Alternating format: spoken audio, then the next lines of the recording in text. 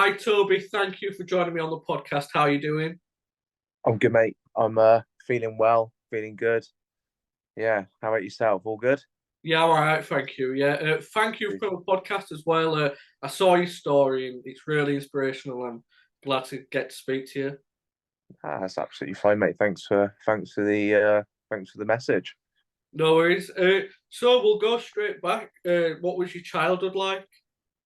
Um, didn't have much as kids, like growing up, but we had a lot of love from my parents, which was nice. So brought up with morals and respect and love, and kind of also weren't really given anything as kids. We had to work for it. So I think that's where this mentality I have has kind of been brought from the base of you want something, you got to put the graft in. Yeah, definitely. You were quite sporty at school, like, weren't you, into your sports? Yeah, were mate. Yeah. So played rugby for the school, cricket. Basically, I played pretty much every sport in school. I was very sporty, and yeah, I loved it. In all honesty, What sports were you into?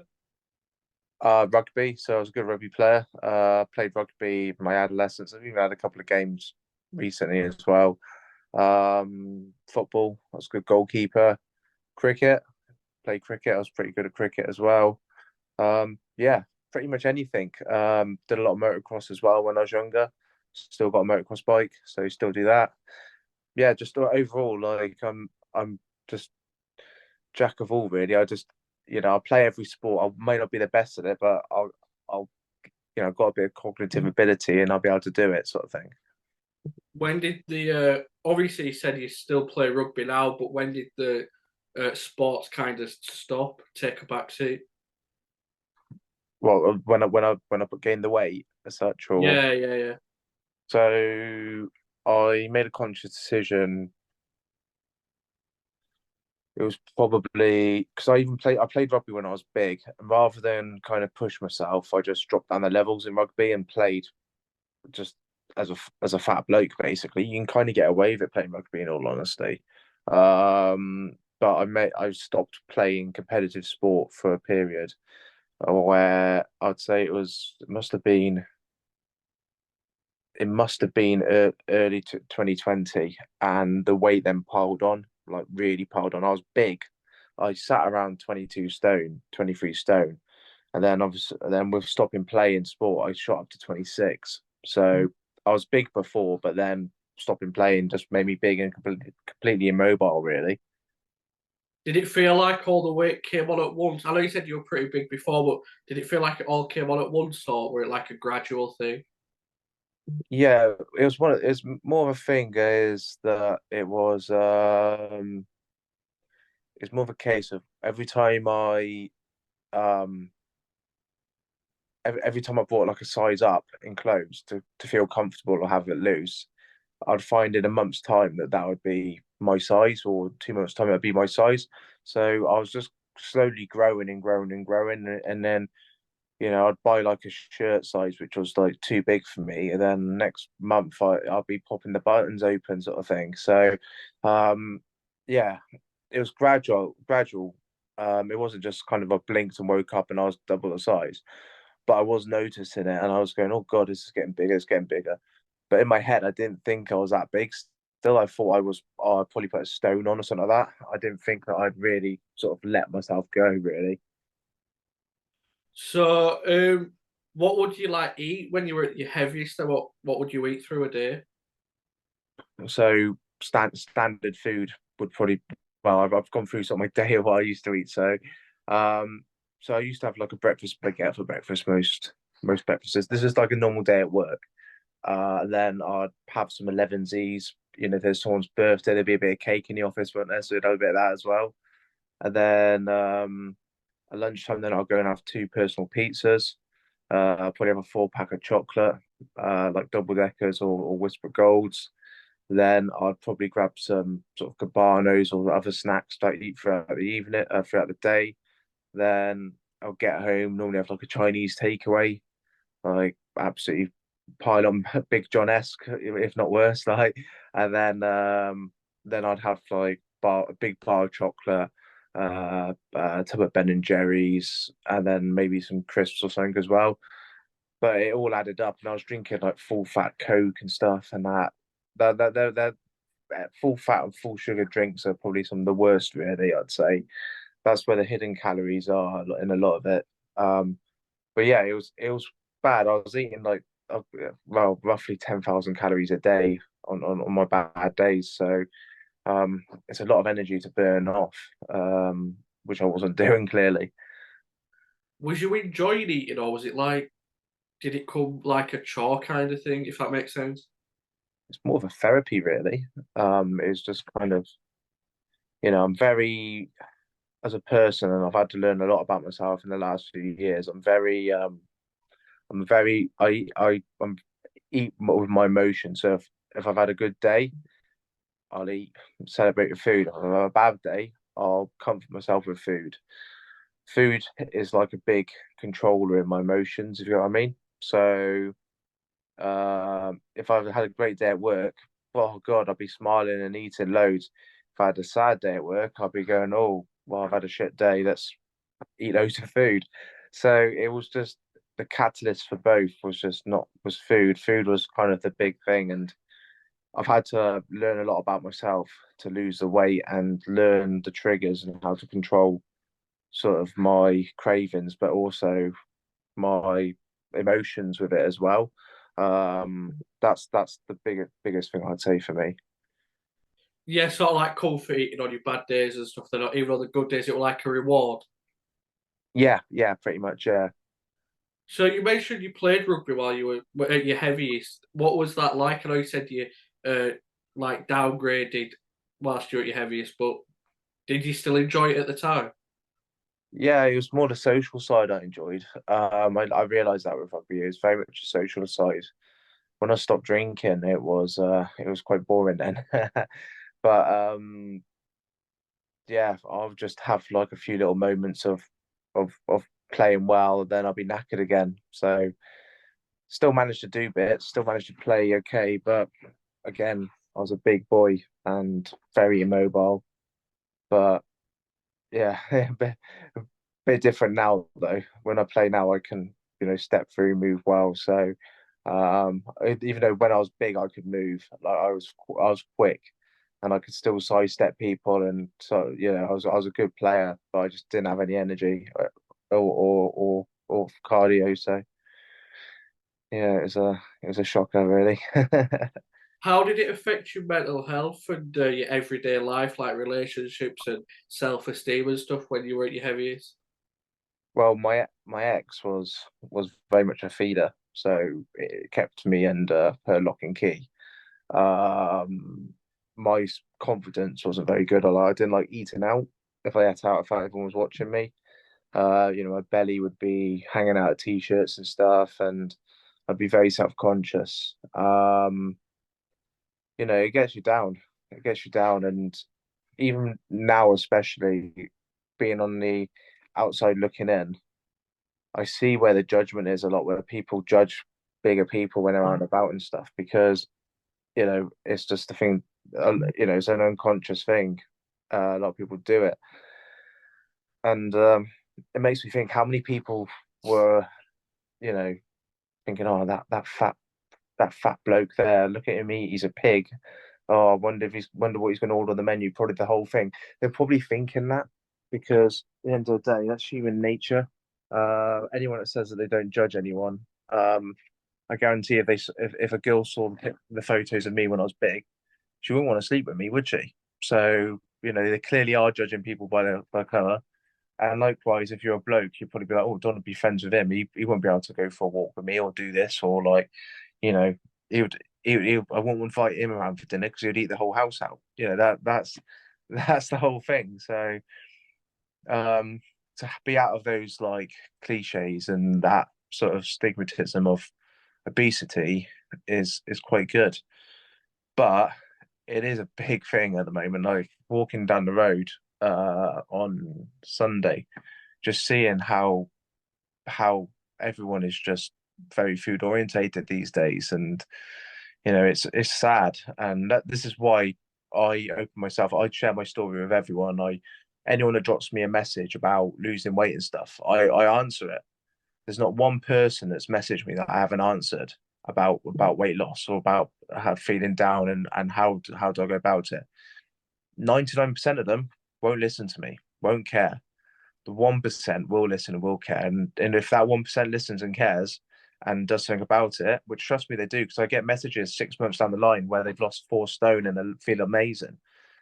That's min. That's better than anything I do in boxing. Absolutely anything I do in boxing, anything I do, apart from obviously being a dad, that's the best thing in the world. The second best thing done in this world is give people a bit of confidence to lose weight through my own story. Yeah, I was. Uh, Oh no, sorry, carry on. Sorry. so hopefully, oh, one by one, when people see what I do and obviously follow the trend as such of it, they can lose weight. One by one, I can help take some strain off the NHS. I was gonna say like you've been through it, so if people come to you, obviously you can guide them, can't you, and give them tips and advice and Well, the main reason why I do it is when I was big and I was asking people for help, no one would help me.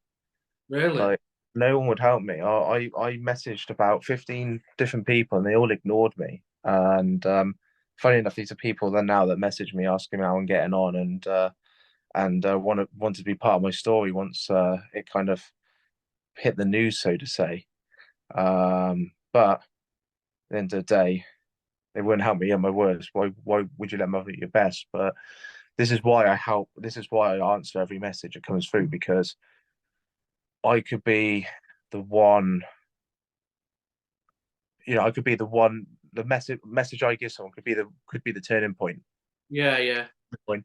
And if as I said, if it's 1% of them, I'm the turning point. Then that's a good success rate for me because the way my life's changed through losing weight and looking after myself and just kind of caring about myself and having goals and achieving stuff, I've basically got a life I could have never imagined. You know, it is mental, really, what I've done, and I haven't finished. no, exactly. It is really inspirational, really good what you've done. Yeah, But like you said, you see people more like food orientated now. Do you think with like gaming and everything, obesity has like kind of took over the country in a way? yeah, massively so. I think the thing that really frustrates me is you got like high calorie, high energy foods, which are like, oh, this is a gaming snack, and it's like, why? Because it's rammed full of caffeine, it's rammed full of loads of stuff, and it's going to keep you up all night. Then you're going to lose sleep. You're going to get grouchy. You're going to like, yeah. I used to play computer games when I was younger. Like I've grown up. I don't have a console at all.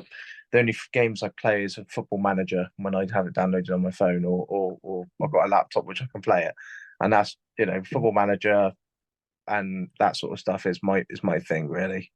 Um, yeah, but when it comes to sort of spending all evening playing on games and stuff, like don't get me wrong, like I have to do a lot of sort of content creation and stuff for social media and editing and kind of you know things for my sponsors and boxing admin, I'll call it. Admin for me selling, boxing's an entertainment sport. I have to be entertaining. I have to get show my story, and I have to. So where people be playing games and sat in their little gaming chair with their bloody little gaming energy drink and stuff, I'm there doing business basically because it is a business. And then when I'm not doing that, I'm working or I'm training or I'm with my family. So I don't have to get time to play games. But I would say that although I don't really understand the culture anymore because I'm far from it, I think that it is quite an unhealthy culture. Don't get me wrong, there's good things that come from gaming, socialization, stuff like that through things, but get into the real world as well, get fit, get out. Some of that VR stuff's quite good. Like the VR exercises stuff's really good. I think that's min. Yeah, do you remember But that Wii?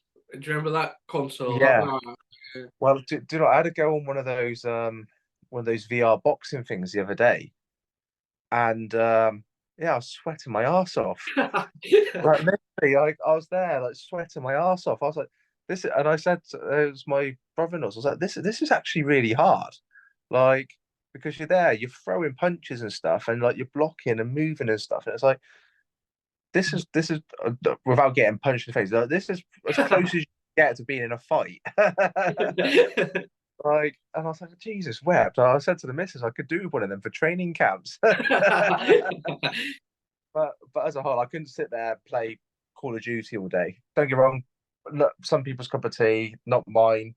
And also, I'd sit there and I'd want to eat loads of food, and then I'd get fat again. So, I think it's not like anything really. In moderation, it's all right, but if you're obsessed and addicted to it, it takes yeah. over. I think also as well, there's like people struggle to differentiate between physically tired and mentally tired. Like gaming mentally tires you. Like you're mentally tired. Your body is not worked. So if you're gonna do it, you need to work your body. Like my job, I'm an insurance broker as my day job. Is mentally tiring. Physically tiring, not at all. I'm sat at a desk like a lemon, you know. So when I finish work, or even before work in the morning, or on my lunch break, I run on my lunch breaks. I physically tire my body out because sat at my desk all day does not mentally tire me. So if you are going to sit down and play a computer game for 3 or 4 hours, put in the work before you do it physically, so you can reward yourself with being sat there playing the game as such. That's what I'd say personally. But again, I might be completely wrong. There'll probably be someone tell me I'm an idiot for that, but that's the way I see it. So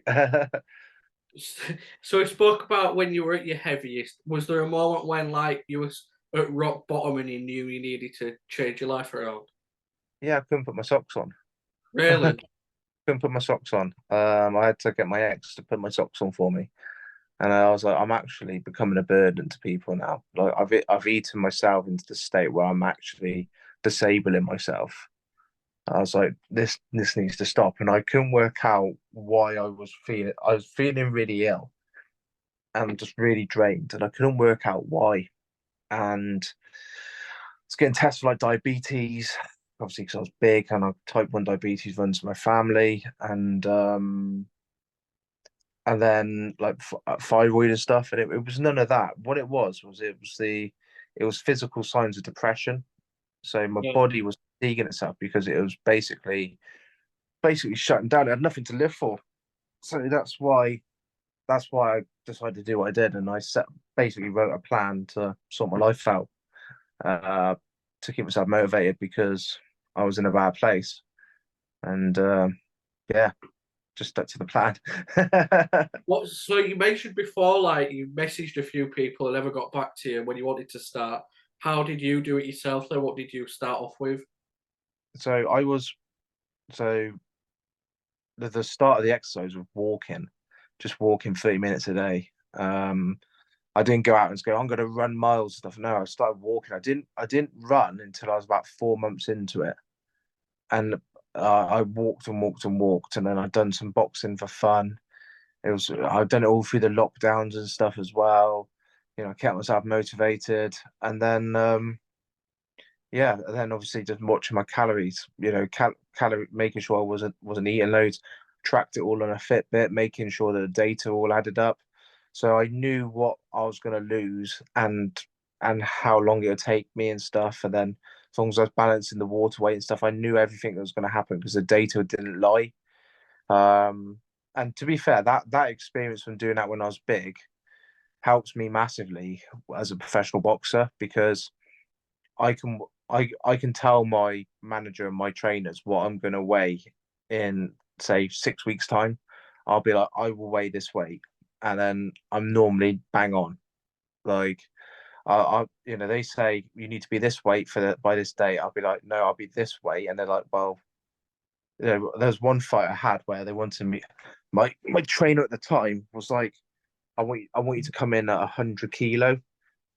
And at this point, I think I was 105 kilo because I put a bit of weight on. It's just after the amateurs because I was fighting at super heavyweight in the amateurs, so I kept a bit of size on. And It's my first professional day. It was my professional debut. So I always weigh under 100. You need to weigh under 100 for this. And I was like, I won't weigh that. I'll weigh under 98. I'll weigh about 97.5. And he's like, you sure you'll do that? I was like, I know my body. I know where I'll be. Lo and behold, I weighed 97.8 on the day. I Yeah. knew I'd yeah, I knew I'd be there. Because I know, as I said, you learn what your body can do. I know I know the strains and the stresses my body can take, and I know the way I can deplete my body and where I can, reduce water if I need to and stuff. And that's all from the lessons I learned from being big.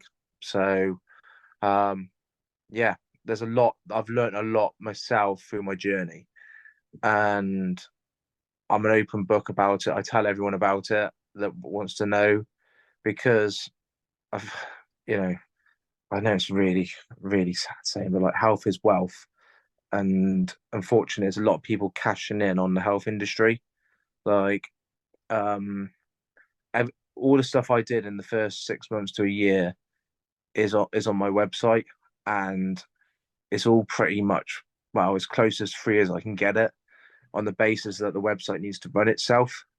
So where people will charge you like £500 a PT for a 6 week plan, you can get it on there for £5 what I did and obviously what worked and stuff. So and then just because I want people to achieve. Also, I don't want too many fat people getting into boxing and losing loads of weight because then I've got competition, and then it really dilutes my story. So as long as they're not doing boxing, I'll be happy. You mentioned there that you went when you first started, you went from walking to running. Do you think that's important to start off slow so you don't burn yourself out? Absolutely. So the again, not without going into too much detail, but like the way that I lost the weight was by being able to consistently exercise every day. So if I was big and I went for a 3K run, for example, when I was big, I'll be fucked for a week. I'll be battered. If I walked for 30 minutes a day, and then built it up, I'm exercising every day. I'm getting the mental relief, like because I'm walking, I'm exercising, I'm enjoying it, all the endorphins, and over time, I'm burning more calories with that exercise. So rather than just killing myself in the gym and going, "Oh, I'm knackered now," no, I'm just tick over, tick over, tick over, tick over. The tortoise always beats the hare, and that's what I was doing. Tick, tick, tick, tick. And then as long as every day was a step in the right direction, I was happy. As long as I was doing something right, may not even be a fitness or weight loss thing. Maybe, oh, I learned about this today, or I learned this new thing in boxing. That's a step in the right direction. Everything was a building block to me becoming who I am. Be it weight loss, be it learning about food, be it learning about my own body. Even the negative sides, when I'd end up, depleting myself, I'd be too tired or I'd do something wrong. And I'd be like, well, I learned from that. That's my body can't take that or my body can't do that. Um, Seeing the positives of those things rather than going, oh, this has happened. Oh, my life's over. Oh God, I'm done. Oh, I just get fat again. Never happened. I just learned from it and moved on. And, you know, throughout the journey, it hasn't just been a lost weight. I've had loads of people around me. I haven't had anyone cooking me food, doing everything for me. Haven't hired a PT. Haven't got people around me doing stuff. My team's quite small. Even now as a professional boxer, my team's quite small. My missus does my admin, how helps me with it. She does all my cooking for camps. I don't hire a nutritionist. She does it. We liaise because I've got celiac disease, so I can't rely on someone else outside to do it for me. Um, my manager, very close, and his partner, Claudia, they're very close. I've got trainers that are very close as well. It's all, I don't have a big team, and a lot of it is taken. It's a negotiation circle. A lot of it is I've learned a lot about myself, and I share my experiences, and we work on it. Um, Rather than kind of relying on loads of people and paying loads of people to help me. Because unfortunately, mate, boxing doesn't pay fuck all. Yeah, yeah, I can imagine. Tyson Fury, mate, and then it pays quite well. Like, but uh, So when did speaking of boxing, when did the goal of becoming a professional boxer start? Was it the day when you couldn't get your socks on, you knew you needed to change your life around, or did it come later on? The day I wrote my plan, Was I it? said Yeah, I'd be a professional boxer in 3 years, and I done it. When I was 26 stone, I said I'm going to be a professional boxer in 3 years. And I said that on the 19th of September 2020, and I made my professional debut on the 27th of October 2023. So, that's yeah, crazy. Isn't it? I, I said I'd do it. I did, okay, call it 3 years and 1 month, like, but I But done yeah, it. it's still The end. mental. Yeah, so I've done exactly what I said. I've won my world title. Like, Yeah, yeah. won my world title. I said I'd do something which was completely unachievable, which people wrote me off for throughout the whole journey, and I done it. So, Did you yourself though believe you'd do it at that time, or was it more of like just a not an unexpected goal, but no, I would have given up. I wouldn't have given up. I wouldn't have yeah, given yeah. up. So that's the thing. Like, I knew that I had enough sporting ability to learn boxing and become good at it and be competitive at it. So I knew that I could do that. So it was a case of losing the weight and learning the sport at the same time. Um, yeah, I didn't doubt myself. Don't get me wrong, I had some hard times in the especially in the amateurs. I seem I had a pretty I just I didn't have the best of records in the amateurs purely on the basis that I kept getting robbed, believe it or not. Really?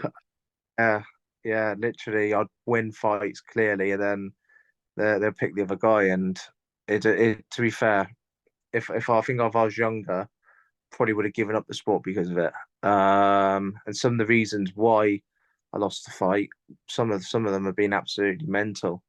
Um, but Do you I'd think say there's a reason? Do you think there's a reason behind that you were yeah, wrong? I was the away fighter in a lot of my amateur fights. Oh, I really? go in there and it's all about it's all about the home crowd and obviously making sure they're not upsetting people and who knows who and stuff. That's what amateur boxing is very much like. And because my story is quite well publicized and I was very out there, I don't think a lot of them really liked me. So it is what it is, mate. I really enjoyed the amateurs. I met some lovely people. I'd say out of the fights that I had, I probably the only lad that really beat me, like beat me, was a guy called Harry Smith. Um, and he will do very well. He should be in the GB squad. In all honesty, he's by far the best boxer I've ever been in the ring with, as an amateur. Um, but yeah, a lot of them, like the only other lad that was, I fought a guy called Arlo Stevens, who was an England boxer in my fourth fight, and I've ruptured my bicep tendon. That was a good fight. I was enjoying that. I was in the fight, and then I obviously injured myself and had to basically take a knee in it, which is a shame. Apart from that, I'm trying to think anyone good out of boxed in the amateurs that I thought actually beat me. That's about it. Yeah, so I should have a good record. How many fights did you have at amateur? Only had 10 Really? amateurs. Yeah. Yeah, I over 2 seasons. I was injured for about actually no, tell you what, I lost a fight in Sweden when it was the first fight back after my bicep tendon went and I couldn't throw my right hand. And but I'd already like with agreed responses, I was going out to Sweden and fighting. I couldn't use my right hand, but it's all paid for. We had to go, and I fought a lad out there, and I lost on a split, and it was a close fight. Bear in mind, I didn't have a right hand, but he was good actually. He was a good boxer. Um, I thought I was quite generous, giving me a split decision in all fairness, but because I thought I lost that because I just couldn't throw my right hand, and I was a bit overweight because of it as well. So, but yeah, apart from that, yeah, but yeah, I had 10 amateurs. I had 5 white collars when I was big as well, when I was fat. But that was just like a fat bloke just swinging in the ring, like that's about it really. And then I've had 3 professional bouts, so keep busy. Got a few, so yeah. It's all good. How does the transition come about from going from amateur to professional, or how did it come about for you? It was always the goal to turn professional. The professional game is very strict and stringent. You have to go through a lot of boxes to get a professional license. In the UK, I'd say. In a lot of other places, you can just turn up at a gym and get it. In the UK, they are so strict on who they give licenses to, and rightly so, because at the end of the day, it's a dangerous sport, Yeah, and seriously hurt. Like in the UK, you have to have brain scans, medicals. After every time you get sort of stopped as such, or you have a hard fight, you have to have another medical. Um, you're checked before fights, you're checked after fights. It's very strict. If you're having a few bad results or you're not performing in fights, then you get pulled in and you get a bollocking. They're very strict.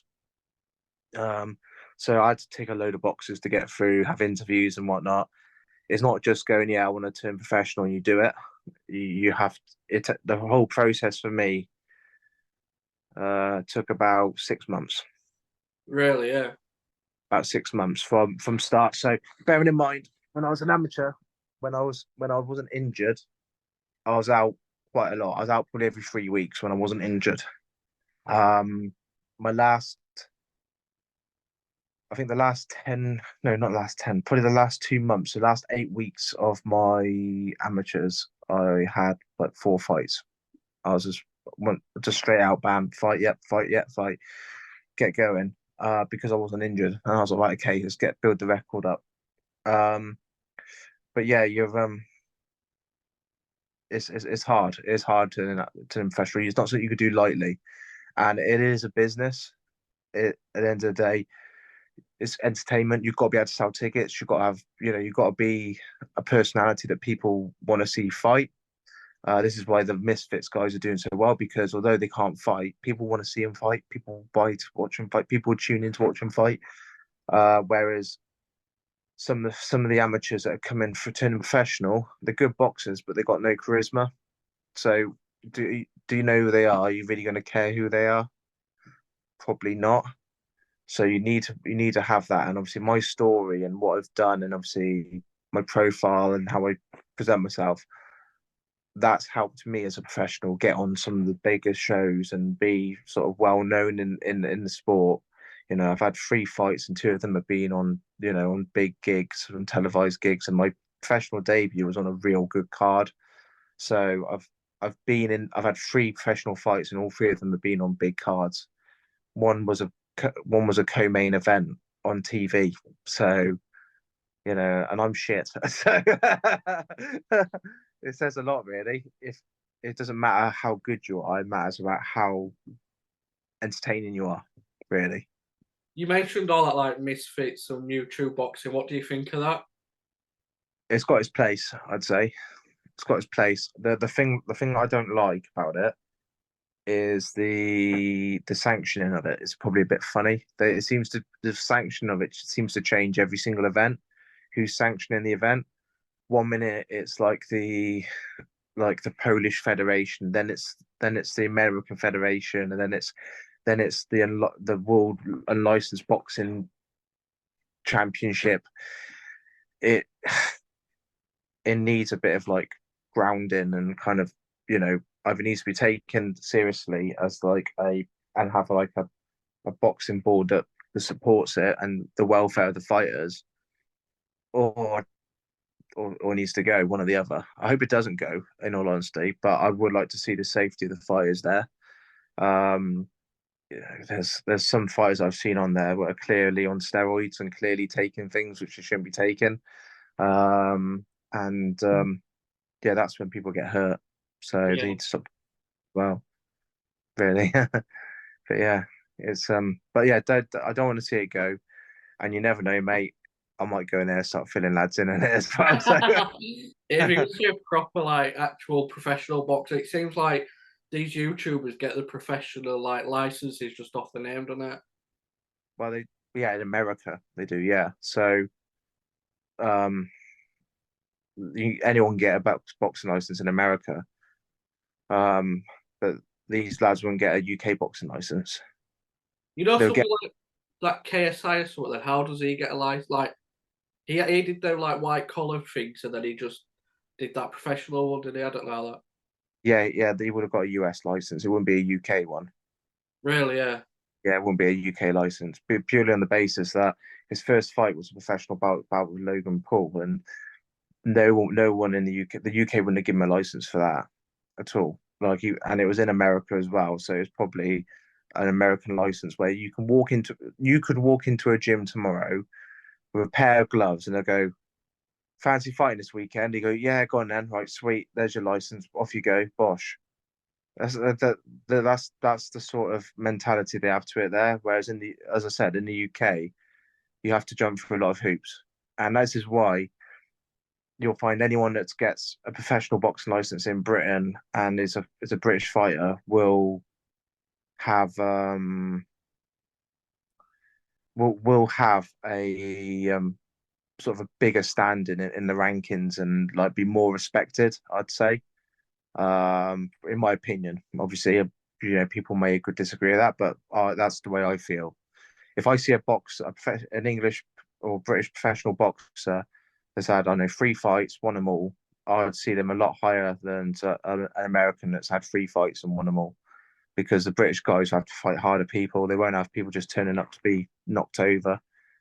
Even the so-called journeymen in the UK, they're all really, really good fighters. Like on a day, they could bang you out. They're Yeah. big fighters, and they get a lot of jip and a lot of grief in the UK by people that don't understand the sport. But trust me, these journeymen, as so called, they are class. They're brilliant, really good lads. Just it's the people don't really realize that Argentinian king was calling out one of the worst boxer in the world, the worst boxer in Britain. That lad would absolutely fill in that Argentinian king. Is it Robert Deakin? I think it is. Absolutely batter him, like seriously batter him. He may have lost loads of fights as a professional, but that's his job to teach people how to fight, not to win every week in week out. Is to stay safe and to teach people how to box, which is what you do as a journeyman. Yeah. So we've mentioned the goal of getting to a professional boxer, which you've done. Did you set yourself little goals along the way, though, or was it just one big goal? Um, it's just little things occurred. Obviously, getting. I won't call like there's little stages, little goals. Obviously, the weight loss, like getting down to certain levels. I wouldn't say call them, but they're more variables that I have to achieve to get to the bigger goal, I'd say. So I had to get an amateur record that was, passable and good. I had to lose the weight. I had to be fit. I had to understand things. I had to understand. So, the whole business side of boxing. I had to do all of that to achieve the goal. Um, so if you could call them goals at the same time, but to me, they're kind of byproducts really of me getting up there and doing what I needed to do. You were like anybody with any addiction struggles in the first sort of few days, like hit a brick wall. Did you have that where you felt you were struggling and you couldn't carry on? Yeah. Would you get weaning yourself off processed food and sugar is like a drug addiction. And I always say to the people that do it, that ask me, I say, well, day 3 and 4 will be the worst days of your life because they are, because your body starts panicking and you get migraines and start feeling weak and shaking and stuff because your body's there withdrawing from sugar and processed foods and it doesn't know what it's to do with itself and it starts kind of panicking. I tell them that I said that's the worst day of your that'd be the worst day you'll have, or worst 2 days, day 3 and day 4. But once you've done it for 30 days, it's out your system. You're kind of you get used to it. But for me, I had to go cold turkey on the whole lot and then slowly introduce stuff and just build the relationship with foods back. Because at the end of the day, if you're trying to sustain a lifestyle, you know you you can't just eat chicken, rice, and broccoli every day, which these bodybuilders seem to think everyone can, because that's boring as shit. Like you need to have a bit of variation. You need to know how to treat yourself, but treat yourself in moderation. You need to learn stuff here rather than kind of just relying on a boring lifestyle and diet. Because what happens when you know you're at a wedding and they don't have chicken, rice, and broccoli as the main at the wedding? You're going to start having a panic attack and start getting your Tupperware out and asking for a microwave. No, because you look like a dickhead. You're gonna eat it. So why not learn to eat it and moderate and go, oh, that was a bit high in fat, or that, oh, there's quite a lot of carbs in there. So you know what? I'm not gonna have that much. I'm gonna eat half of the potato because there's a lot of potato there. Like these are the things you'd have to learn, not just go, oh, it's out of my macros. Oh, I can't do it, which a lot of these idiots do, and then penalize themselves for it. Learn moderation, learn about food. That's what you got to do, basically.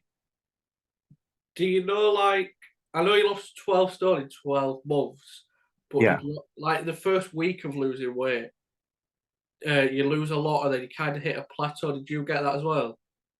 yeah, yeah. So the first week of weight loss for anyone is purely your body just getting rid of excess water, and a lot of the like carby, starchy foods which hold water in you, you're getting rid of. That's what a lot of that first bulk of weight is really. Is food mass, and you kind of empty the system really. So that's a big thing. And then, but don't get me wrong, you just rely on the data. So the data always says that how much you'll lose by the amount of calories you're burning. So you equate it to 3,500 calories for a pound of fat. Well, every time I burn 3,500 calories, I'm expecting a pound off on the scales. So if I burn, I don't know, 35,000 calories extra than I need, then I'd expect to lose £10. If I don't lose £10, then I'd kind of firstly query what I've eaten, but secondly go, well, how much water have I drunk today and stuff. So there's lots of variables in weight loss. Like my weight can vary by anything from 3 to 5 kilo a day. Like so, if I weigh myself first thing in the morning, I'm going to be lighter. If I weigh myself after my evening meal and I've drunk a load of water all day, I'm going to weigh a lot heavier. So don't get too excited about the scales, I'd say. Get excited about how you feel in your clothes, how you look in the mirror. And then if you're concerned about your weight, then track the data. Don't track the scales because the data will be more true than the scales will. So we spoke about your professional fights. You said you've had three, a draw and two losses. How do you look back at those fights? Well, the two losses. So one was against William Hamilton, who was really good boxer. Um, yeah, very good. They had like 28 fights, knocked out 24 of them as an amateur. Very good. Um, Classy. I enjoyed that fight. It was a good build up as well. It was a real good card.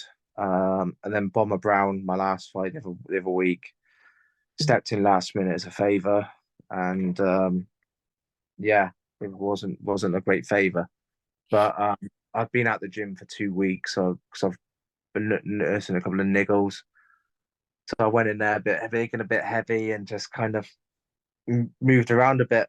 But you can't punch that hard, so it wasn't too bad really. Just there was a lot of punches, and I was unfit, so I've been hit a lot harder. So What have you got next? What have you got lined up then? Have you got any fights lined up?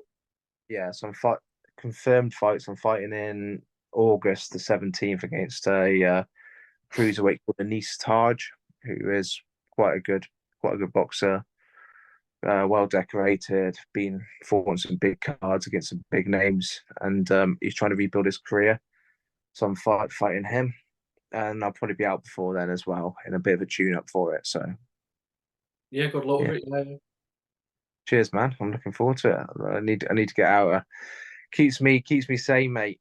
It keeps me busy. I was going to say, like, before we spoke about, like, when you're at your heaviest, the negative impact it had on your mental health and your life.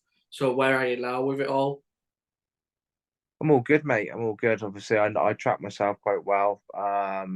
The last month, I say, it's probably the well, saying I've upped the training and everything the last 2 weeks, but I had about 4 weeks of just kind of relaxing a little bit, of which I took that fight during it, and that's the longest I've kind of been out the gym for since I started, and that was just to kind of spend bit of time with my daughter and my missus because they do a lot for me, mate. In all honesty, if it wasn't for how good my missus is, I wouldn't be able to fight. I wouldn't have the up to the support.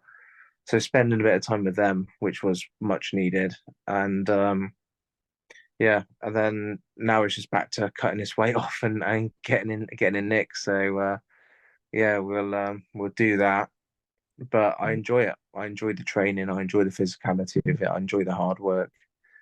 I enjoy it all whilst I can, mate, because unfortunately I'm 32 now. I'm getting old, and if I don't do it now, I can't do it again in 5 years' time. My body be too broken. So I've got to get it done now, mate, even if I don't like it or not. If I don't like these early mornings, I still got to get up and do it. So That's the commitment you need, though, and the motivation to keep carrying on. nothing worth having is easy, mate, is it? So Exactly. Yeah. gotta work hard. And then people go, "Oh, that's mint. How do you do it?" Get up at 5 in the morning, travel for 40 minutes, and driving, and then go and have some sparring at 6 in the morning. Go and do that, and then go to work, and then run at work, and then go to training afterwards. Like do that, and then you can have what I have. Exactly. Yeah. Have you got any goals then? Like you've hit the big goal, but have you got any more for the future? um, I want to fight in America. I want to have one fight in America. I want to fight in York Hall, Bethnal Green, home of boxing in the UK. Maybe a fight in Europe. But mainly I just want to enjoy it and stay safe and happy. And if things pay off well and I drop some more weight, it would be nice to have a Midlands title shot, uh, an area title shot. So, but for me, it's just about enjoyment. I've won my world title. I'm just enjoying and reaping the rewards of it now, being a professional boxer. It's mint, Yeah. mate. So, Yeah. It hopefully, sounds good. Yeah. Yeah. So one last question: what's your prediction for the big fight Saturday? Fury and Usyk. uh, it's hard because I really like Usyk and Fury. I like Fury, and I got friends that are in his camp and stuff as well. And it's hard for me to say, mate. I think we'll see how the first 4 rounds pan out. Let's just say that the first 4 rounds will be a big tell on how they adapt and how they gel to each other. Um,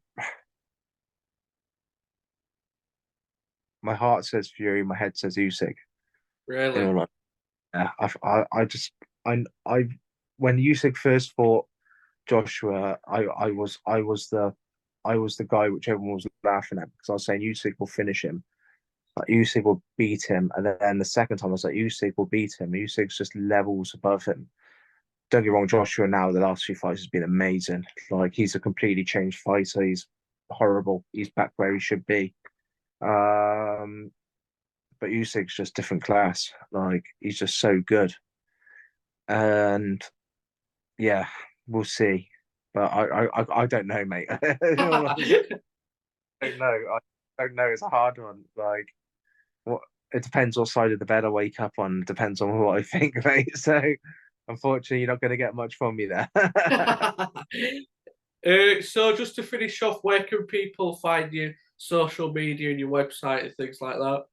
So just type in obese the boxer and anything really, and I'm the only fat lad that calls himself fat and puts obese in their name. So yeah, on YouTube, Instagram, TikTok. I don't like TikTok, but I'm on TikTok, Facebook, and then my website, obesetheboxer.com. There's plans on there. There's a free goal setting plan as well. So if you want to kind of work out how to set goals and make things achievable and stuff, there's a free plan there you can click on and download for free. Nice Bosh. one. Nice one. Thank you for that. I've enjoyed that. My pleasure. Take care, mate. Thanks for the time as well. You too. Yes, great to speak to you. See you in a bit. Cheers, mate. Thanks.